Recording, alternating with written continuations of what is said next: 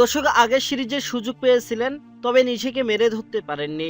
এছাড়া ওয়ানডে ক্রিকেটে এই মুহূর্তে দলের চাহিদাও পূরণ করতে পারছেন না আফিফ হোসেন ধ্রুব। তাই আগামী সিরিজগুলোতে ভালো মানের একজন ফিনিশারের দিকে নজর দিতে চাইবে বাংলাদেশ ক্রিকেট দল। সে কারণে নিউজিল্যান্ডের বিপক্ষে দল থেকে জায়গা হারাতে পারেন আফিফ হোসেন ধ্রুব। দলের প্রয়োজনে স্কোয়াডে ফিরতে পারেন সাব্বির রহমান।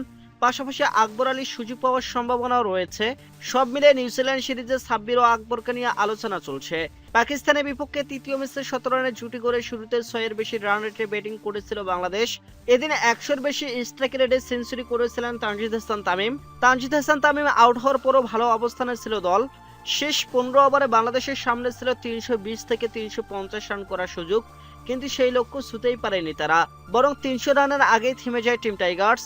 বর্তমানে ওপেনাররা ভালো করলে মিডল অর্ডার অফ ফিনিশিংয়ে ব্যর্থ হচ্ছে বাংলাদেশ। আফিফ হোসেন, লিটন কুমার দাস, হৃদয় এরা টপ অর্ডারে ভালো ব্যাটিং করলেও শেষের দিকে কার্যকর ফিনিশার হিসেবে কাজ করতে পারছেন না কেউ। ফিনিশিং এর জন্য প্রয়োজন একজন শক্তিশালী পাওয়ার হিটার, যা বর্তমানে দলে অনুপস্থিত।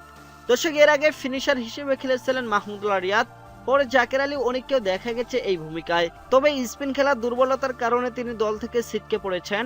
ফলে একজন ভালো মানের ফিনিশারের অভাব স্পষ্ট হয়েছে দলে। আর সেই জায়গা পূরণে আলোচনায় আছেন দুজন, সাব্বির রহমান ও আকবর আলী। বাংলাদেশের প্রয়োজন অনুযায়ী ফিনিশারের ভূমিকা পালন করতে পারেন সাব্বির রহমান। স্পিন ও পেস দু ধরনের বোলিং এর সমান দক্ষতায় ব্যাট করতে পারেন তিনি। ইনিংসের শেষ দিকে দ্রুত রান তোলার সক্ষমতা রয়েছে তার। এছাড়া স্পিন বোলিং এ কিছু অবদান রাখতে পারেন সাব্বির। ফর্মে থাকলে তিনি হতে পারেন দলের মিসিং পাজল।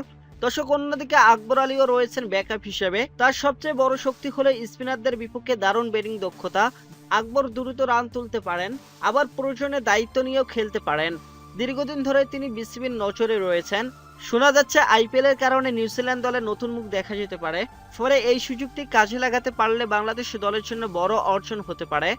আগামী বিশ্বকাপকে সামনে রেখে পরিকল্পনার অংশ হিসেবে যদি সাব্বির রহমান ও আকবর আলীকে দলে নেওয়া হয়, তাহলে ভবিষ্যতে এই সুফল পেতে পারে বাংলাদেশ। তো দর্শক আপনারা কি মনে করেন জানাতে পারেন আমাদের ভিডিওর কমেন্ট বক্সে। ধন্যবাদ।